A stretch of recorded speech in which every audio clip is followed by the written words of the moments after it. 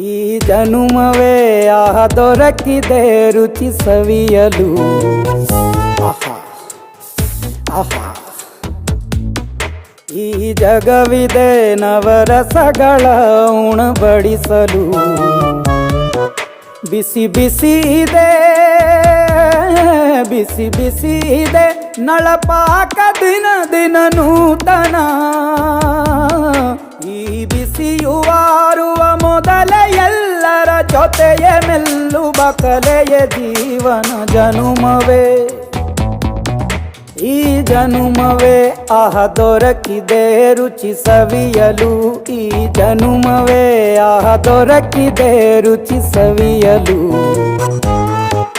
ಈ ಜಗವಿದೆ ನವರಸಗಳ ಉಣಬಡಿಸ